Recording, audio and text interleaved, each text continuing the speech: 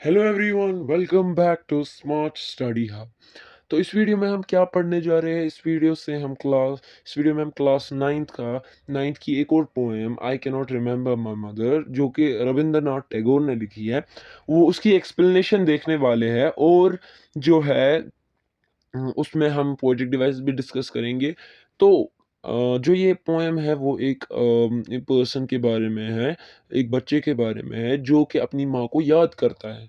तो बहुत बच्चे कंफ्यूज हो जाते हैं कि I can not remember my mother इसने लिखा है, पर जो है इसमें माँ को याद करता है, तो इसने ऐसा टाइटल क्यों दिया है, I can not remember my mother. तो आप ये पोएम जो है पढ़िए अच्छे से, हम समझिए, फिर जब आपका कॉन्सेप्ट क्लियर होगा आप खुद ही इस सवाल का फिर आंसर दे सकते हैं। तो चलिए बिना किसी देरी के ये ब्यूटीफुल पोएम हमारी शुरू करते हैं।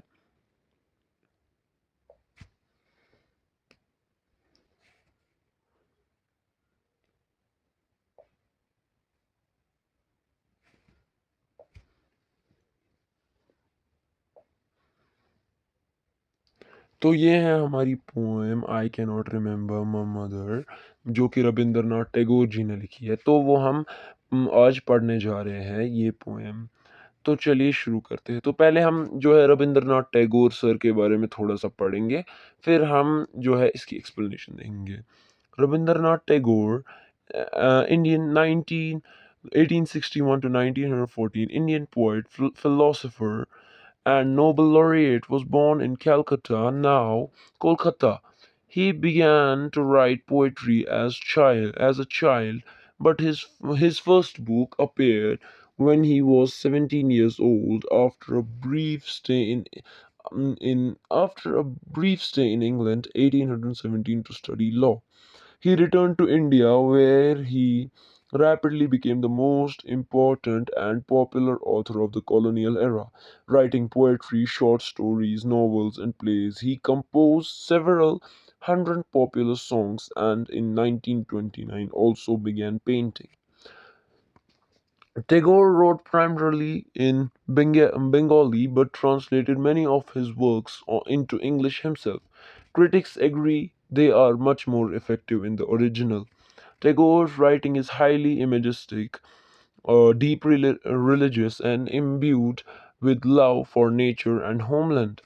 He was awarded the 1913 Nobel Prize in Literature for his work Gitanjali, and 1900 he was knighted by the British King George V.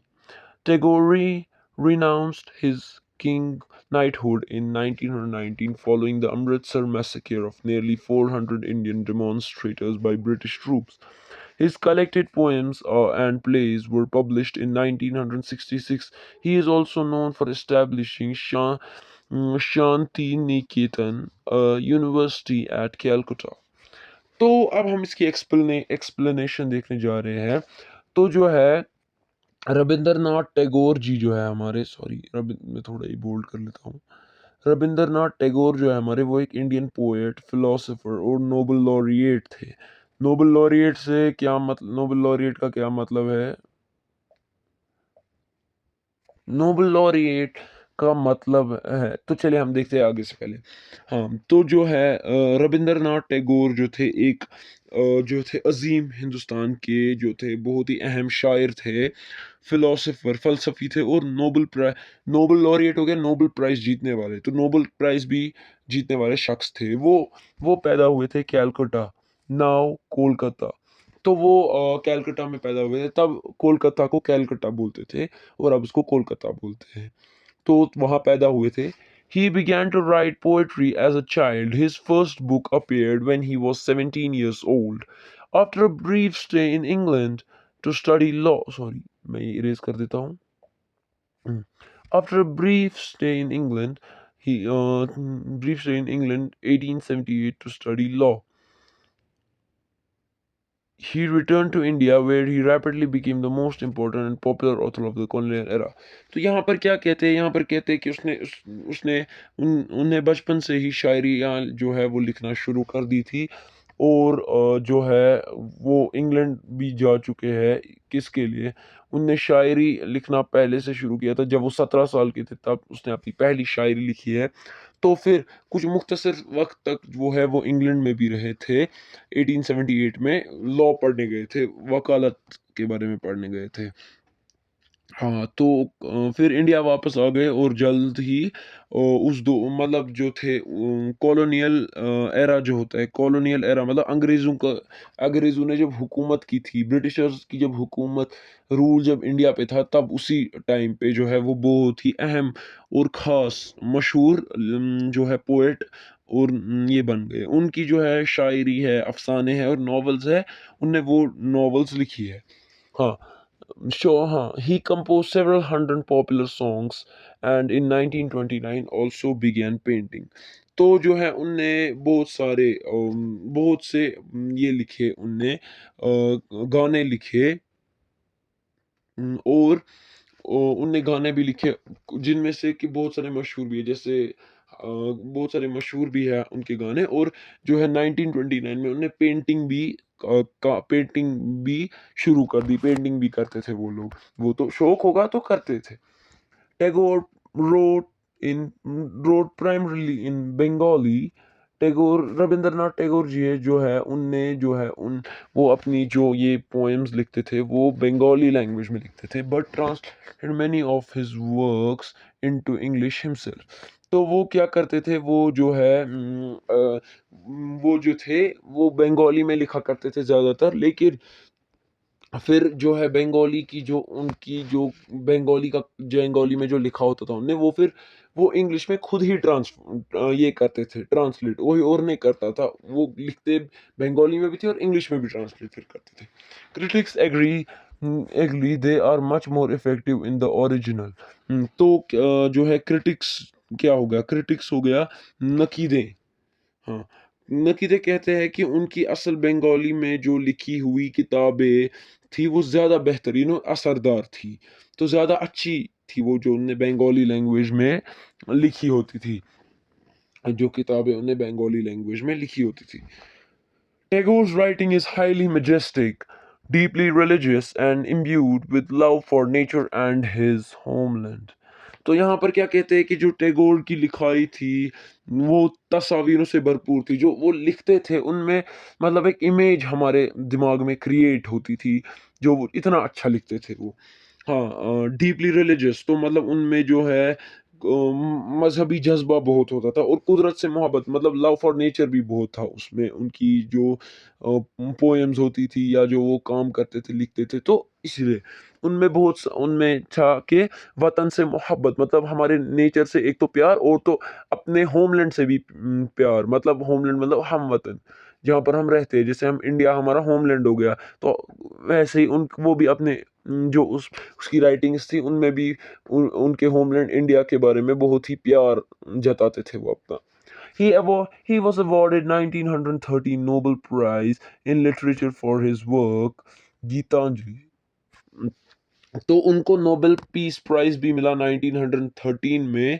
Literature में नोबेल पीस प्राइज मिला लिटरेचर मतलब अदब में और किसके लिए जो उनने अपनी जो गीतांजलि लिखी थी गीतांजलि की वजह से लिटरेचर गीतांजलि उनने लिखी थी तो उसकी वजह से उनको जो है नोबेल पीस प्राइज मिला and in 1915 he was knighted by the British King George V तो 1915 में जो है 1915 में ब्रिटेन के बादशाह जो थे जॉर्ज वी उन्हें नाइट नाइट का लकब दिया उन्हें नाइट का मतलब दिया नाइट का लकब दिया उन्हें हाँ तो उसके बाद क्या कहते हैं कि वी हाँ announced the British George V. Tagore announced his knighthood in 1919 following the Amritsar massacre of 400 Indian demonstrators by British troops. तो जो है टैगोर जो है उन 1919 में उसने अमृतसर के कत्ले आम के बाद कल अमृतसर में जो मैसेकेर हुआ जिसमें 400 लोग हिंदुस्तानी जो है ब्रिटिश फौज ने उनको मार दिया 4,000 हिंदुस्तानी मतलब हिंदुस्तानी लोगों को मार दिया तो उसने उस कत्ले आम अमृतसर में उसने इस कत्लेआम के बाद जो है ब्रिटिश, हाँ, दिया टैगोर ने एहतिजाज के तौर पर अपना नाइट का लक़ब वापस कर दिया। मतलब उसने बोला कि मुझे ये लक़ब नहीं चाहिए। आप लोगों ने, ब्रिटिशर्स ने उसको ये लक़ब दिया था ना कि वो नाइट है, नाइट। तो पर उसने बोला कि मुझे ये लक़ब नहीं चाहिए, और जो है वो प्रोटेस्ट करने बैठ गए कि आप लोगों ने हमें, हमारे 400 लोगों को मारा, तो मैं आपका कैसे ये लक़ब पकड़ सकता हूँ? How could I accept this? हाँ, तो उसके बाद his collected poems and plays were published in 1966। 1966 में उनकी शायरी और ड्रामास का मजमुआ, उनकी शायरी और ड्रामास का मजमुआ 1966 में शाया हुआ मतलब पब्लिश हुआ। He is also known for establishing he's also known for establishing Shanti Niketan, a University of Calcutta। तो टैगोर ने शांति निकेतन नाम की यूनिवर्सिटी भी बनाई, जो कि कैलकाटा में है। वो एक बहुत मशहूर यूनिवर्सिटी है। तो अब चलिए पोएम की तरफ बढ़ते हैं। तो सबसे पहले हम, जब भी हम पोएम पढ़ते हैं तो हमें इस बॉक्स की तरफ तो हमारा ध्यान ज़रूर ही जाता है। तो ये वो बॉक्स छोटा है पर बहुत ही असरदार है, बहुत ही इंपॉर्टेंट है। छोटा पैकेट बड़ा धमाका है ये। हाँ, the poem is about the sensitive and intense feeling of a child. He remembers all the things that his mother used to do. एक और confusion. I cannot remember my mother, but he remembers all the things that his mother used to do. सारी चीजें याद है, पर फिर भी title क्या दिया? I cannot remember my mother। तो ये नज़्म जो है वो एक बच्चे के नाजुक और गहरे जज़्बाती एहसासात के बारे में बताती है हमें। तो पोएट जो था वो अपनी माँ को याद करने में उसकी जज़्बात और इंटेंस फीलिंग को वो एक्सप्रेस करता है इस पोएम में। और उसको हर एक चीज़ अपने माँ के बारे में याद है जो कि वो उसके बचपने में करती थी। तो उसने ये पोएम क्यों लिखी है रविंद्रनाथ टैगोर ने? क्योंकि उसकी माँ जो थी, हाँ, he had lost his mother. हाँ, उसने अपनी माँ को खो दिया था जबकि वो बस 13 साल का था। तो उसकी माँ जो थी श्रद्धा श्रद्धा देवी थी, वो जब 45 इयर्स की थी, 45 साल की थी, तो तब वो जो है उनका देहांत हो गया। 10 मार्च 1857 को वो इस दुनिया से चली गई। हाँ, तो तब जो थे उसके जो बेटे थे वो बस 13-14 साल के थे। तो बहुत ही छोटी एज है, क्योंकि देखिए यार, माँ तो माँ होती है। आप कितने भी बड़े हो जाए, माँ का प्यार आपके लिए कभी कम नहीं होता।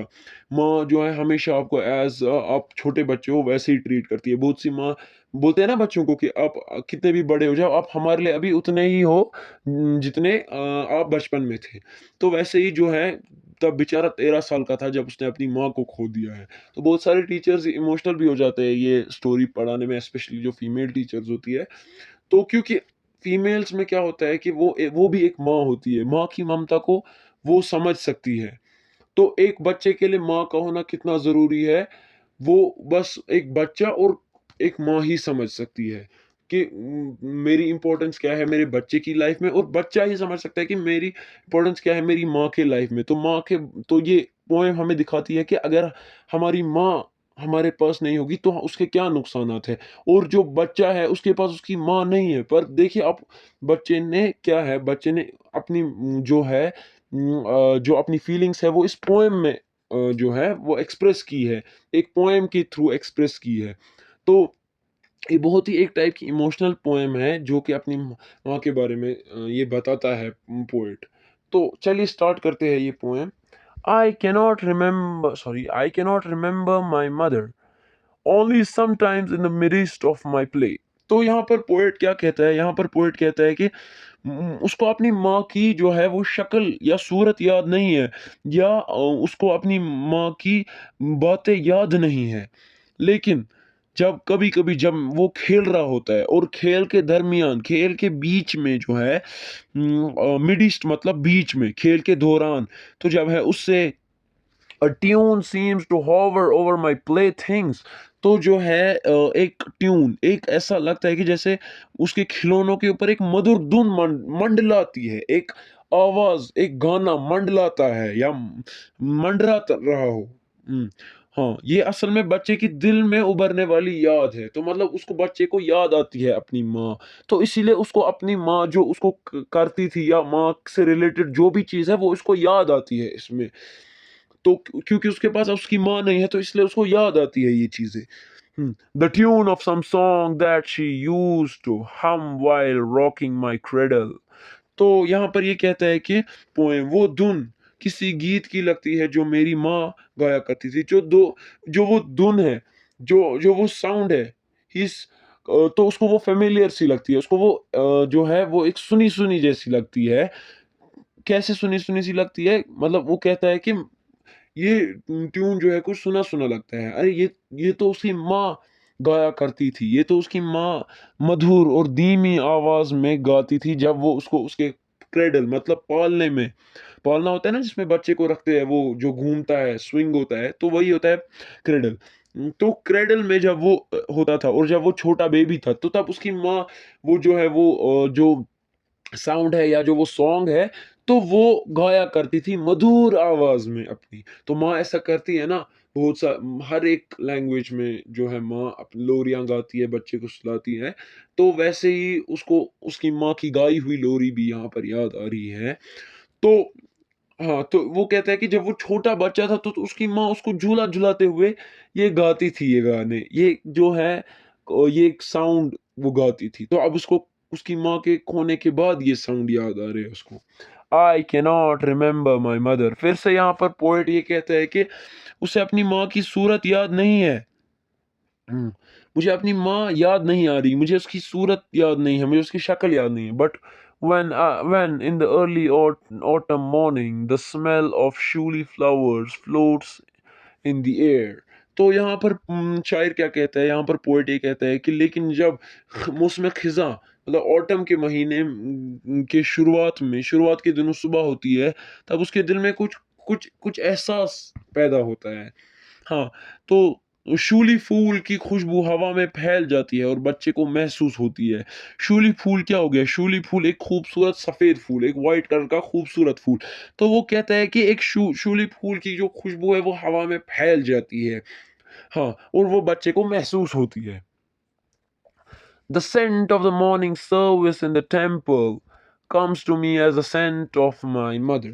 तो यहाँ पर पोएट क्या कहता है? यहाँ पर पोएट कहता है the scent of the morning service in the temple। तो मतलब मंदिर में सुबह की इबादत या पूजा से जो खुशबू आती थी वो वो अभी तक उस वो भी उस तक पहुंचती है। तो मतलब जो सेंट जो खुशबू होती है सुबह सुबह टेम्पल की पूजा में जो शूली फ्लावर यूज करते हैं उसकी खुशबू उस तक पहुंचती है। Comes to me as a scent of my mother. तो उसकी माँ की खुशबू जैसे उसके तक पहुंचती है। तो उसकी माँ भी जो है शूली फ्लावर्स से टेम्पल में पूजा करने जाती थी। तो उसको उसकी स्मेल याद है शूली फ्लावर्स की।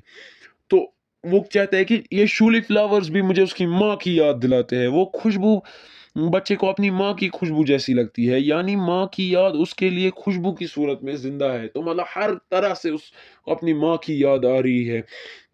तो उसकी उसको जो है एक खुशबू की तरह उसकी माँ की याद आ रही है। हाँ, फिर है थर्ड स्टेंजा हमारा I can not remember my mother. यहाँ पर पोएट फिर से कहता है कि मैं अपनी माँ को याद नहीं कर पा रहा हूँ। Only when from the bedroom window I send my eyes into the blue eyes into the blue of the distant sky. तो मतलब यहाँ पर कहता है कि पोएट कहता है कि मुझे अपनी माँ की सूरत याद नहीं है, मुझे माँ की शक्ल याद नहीं है, पर जब मैं अपने बेडरूम की खिड़की से जो है वो दूर फैले हुए नीले आसमान को देखता हूँ। डिस्टेंट स्काई मतलब दूर फैले हुए नीले आसमान को, ब्लू स्काई। तो मतलब दूर जो है उससे दूर जो नीला आसमान है उसकी तरफ अपनी नजरें जो है अपने बेडरूम की खिड़की से डालता है। I feel that the stillness of my mother's gaze on my face has spread all over the sky। तो यहाँ पर शायर कहता है कि उसे महसूस होता है कि उसकी माँ की प्यार भरी और सुकून भरी नजर अब भी उसके चेहरे पर टिकी हुई है। तो उसे लगता है कि जो है उसकी माँ जो है जैसे वो जब छोटा था तो उसकी माँ उसे ऐसे ही तक बहुत ही जो है चुपचाप देखती रहती थी उसकी माँ उसे।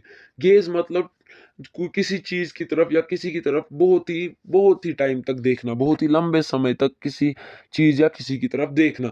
तो वैसे ही उसको लगता है कि जब वो आसमान की तरफ देखता है तो वो उसको उसकी माँ की याद दिलाता है। तो सुकून तो आई फ़ील दैट द जो उसको लगता है कि जो सुकून उसको लगता है सुकून आसमान में, और उसको लगता है कि ऐसा कि जो आसमान आसमान की तरफ जब वो देखता है कि उसकी माँ उसको देख रही है, जैसे वो उसको बचपन में देखा करती थी जब वो एक छोटा बच्चा था, खामोशी से देखा करती थी उसको बहुत ही लंबे समय तक। Has spread all over the sky, तो बच्चा सोचता है कि माँ की वो सुकून भरी और बहुत ही टाइम तक उसको देखना वो पूरे आसमान में फैल गया है, और आसमान उसकी माँ की ममता का एहसास दिलाता है। हाँ, तो वो कहता है कि यहाँ पर कि माँ, जो आसमान है वो उससे उसकी मम्मा माँ की ममता की तरह याद दिलाता है। तो इससे हमें पता चलता है कि जो है माँ हमारे लिए कितनी इम्पोर्टेंट होती है, तो वो हमें शायर की वजह से पता चलता है। माँ जो है वो खुदा की एक सबसे बड़ी रहमत होती है। माँ की मोहब्बत हाँ, जो है वो हम कभी ख़त्म नहीं होती। माँ हमेशा हमसे प्यार करती है। चाहे हम उसको डाँटे, चाहे हम उससे बदतमीज़ी करें, फिर भी हमारी माँ हमसे प्यार से बात करती है। दुनिया में माँ जैसा दोस्त और कोई नहीं है। तो हम तो जो है हमारे प्यारे मोहम्मद सल्लल्लाहु अलैहि वसल्लम ने भी अपनी माँ को अपनी छोटी उम्र में ही खो दिया था। जब वो बस 6 साल के थे तब उनने अपनी माँ को खो दिया था। तो मोहम्मद सल्लल्लाहु अलैहि वसल्लम भी कहते हैं कि अगर मेरी माँ मुझे बुलाती तो मैं नमाज़ अगर पढ़ रहा होता, मैं नमाज़ काट के अपनी माँ के पास आ जाता। तो इसलिए हमें बोलते हैं कि माँ की इम्पोर्टेंस कितनी होती है। इस्लाम में भी ये कहते हैं कि माँ के पैरों तले जन्नत होता है। हाँ, और हर एक रिलिजन में, इस्लाम की ही बात नहीं है यहाँ पर, हर एक रिलिजन में जो है माँ की अहमियत को एक बुलंद दर्जा दिया गया है। माँ को एक बुलंद दर्जा दिया है गया है। जो माँ की दुआ है, माँ की दुआ हमेशा बच्चे के साथ रहती है। माँ घर की रूह और बच्चों की पहली उस्तादनी होती है। मतलब पापा तो हमारे निकलते हैं बाहर कमाने, तो पर बच्चे को तरीका सिखाना माँ पर ये माँ की ज़िम्मेदारी होती है। हाँ, माँ इंसान की ज़िंदगी की सबसे कीमती रिश्ता होता है। वो बच्चे की हर खुशी और गम में उसका साथ देती है। वो बच्चे को जब देखती है, बच्चे को कोई खुशी या गम है, हमेशा बच्चे का साथ देती है। कभी बच्चे को ऐसा नहीं कहती कि नहीं, मैं तुम्हारा साथ आज नहीं दूँगी। तुमने मुझे उदास किया है, तुम्हारा साथ नहीं, मैं तुमने मुझे मेरे दिल को ठेस पहुँचाई है, मैं तुम्हारा साथ नहीं दूँगी। पर हमेशा माँ की दुआ उसके बच्चे तक बच्चे के साथ रहती है। माँ माँ की जो ममता है, प्यार और दुआ इंसान को हर मुश्किल माँ की दुआ अगर इंसान के साथ होगी ना, तो बड़ी से बड़ी मुश्किल का इंसान सामना करेगा, और माँ की जो ममता है वो इंसान को मुश्किलों से लड़ने की हिम्मत देती है। हमें हमेशा अपनी माँ की इज़्ज़त करनी चाहिए। देखिए, माँ एक बहुत ही कीमती नियामत है। तो जो है जिनके पास माँ नहीं है उनसे जाकर आप पूछिए कि माँ की अहमियत क्या होती है। माँ वो चाहते हैं कि हम अपनी माँ का दीदार करें, पर क्या करें, माँ तो कब्र में चली गई है, माँ से अब बात नहीं वो कर सकते। माँ तो खुदा को प्यारी हो गई है, तो अब वो माँ से बात नहीं कर सकते। तो जब तक हमारे पास हमारी माँ है, जब तक हमारे पास हमारी माँ है, ज़िंदा है, तो तब तक हमें उसकी कदर करनी चाहिए, हमें उसको कभी दुखी नहीं करना चाहिए। माँ जो है वो दुनिया की सबसे पुरसुकून जगह होती है। माँ की गोद जो है वो दुनिया की सबसे पुरसुकून जगह होती है। जब एक बच्चा, छोटा बच्चा रो रहा होता है और हर एक की गोद में चुप नहीं करता, लेकिन जब वो अपनी माँ की गोद में जाता है, उसको सुकून मिल जाता है और वो चुप करता है। हाँ, जन्नत में जो है माँ के क जन्नत जो है वो माँ के कदमों तले है। ये इस्लाम की बात ही नहीं, बाकी रिलिजन में भी माँ को एक बहुत ही बुलंद दर्जा दिया गया है। कोई रिलीजन ऐसा नहीं कहेगा कि नहीं, आप माँ-बाप की इज़्ज़त मत करो। तो पर्टिकुलरली माँ की इज़्ज़त बहुत ही इम्पोर्टेंट है। हुँ, माँ प्यार और दौलत है। माँ जो है, माँ प्यार और दौलत है, जो कभी कम नहीं होती। तो माँ का प्यार वो कभी कम नहीं होता औलाद के लिए। तो इसीलिए हमें अपनी माँ की हमेशा इज़्ज़त करनी चाहिए, और हमें अपनी माँ को जो है कभी तंग नहीं करना चाहिए।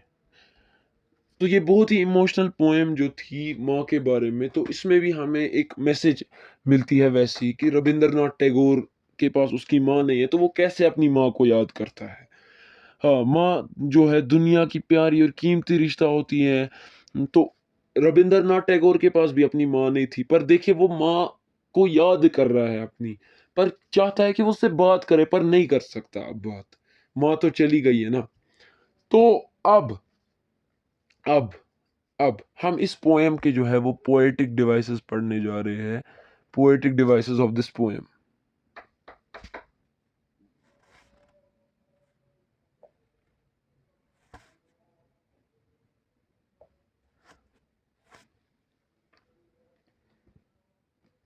तो चलिए हम इस पोएम के पोएटिक डिवाइस पढ़ने जा रहे हैं। सॉरी, मैं थोड़ा पानी पीने चला गया था। हाँ, तो इस पोएम की जो पोएटिक डिवाइसेस है वो कुछ इस तरह है। पहले मैं सॉरी ये रब कर देता हूँ सारा।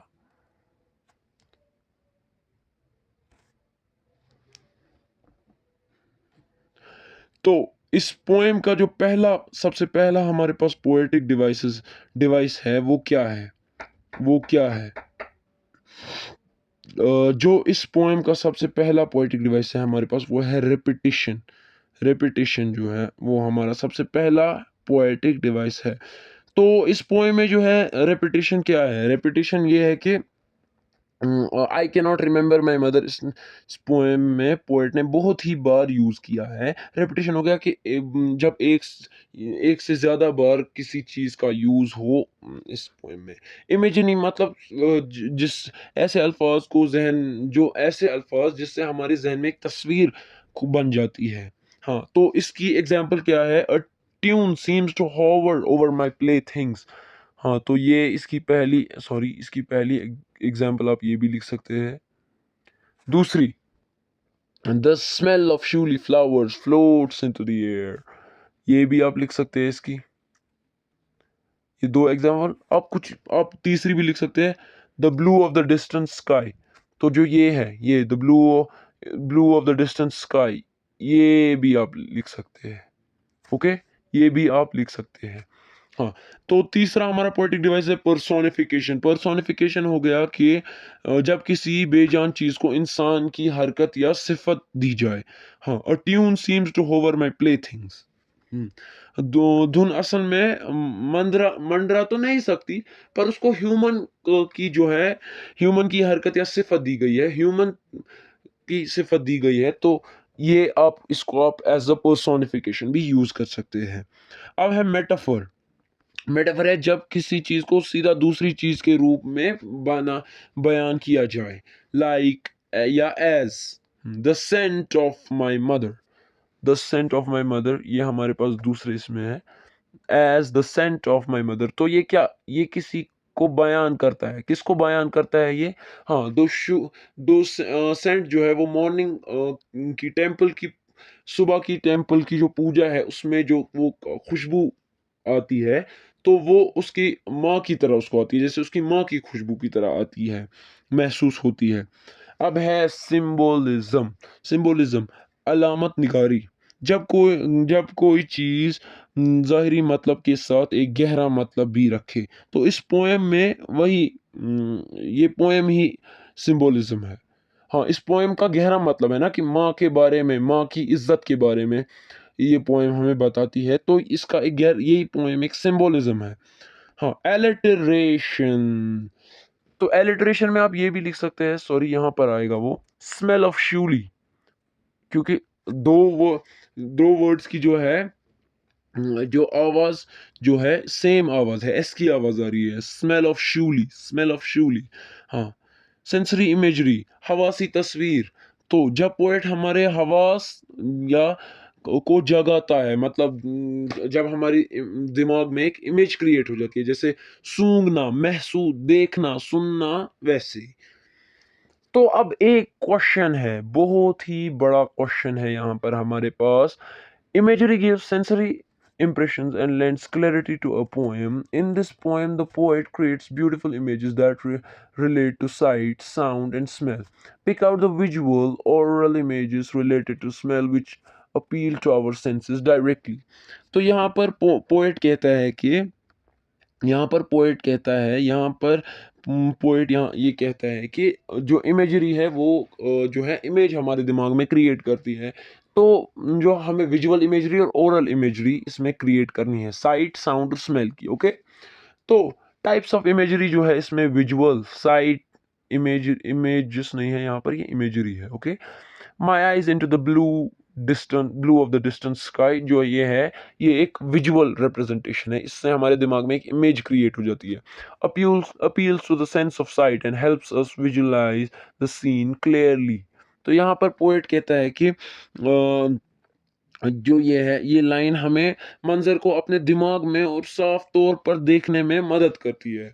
तो आप इसमें जो है अपनी विजुअल इमेजरी को ये दे सकते हैं। अब ओरल इमेजरी है, ओरल इमेजरी साउंड के बारे में।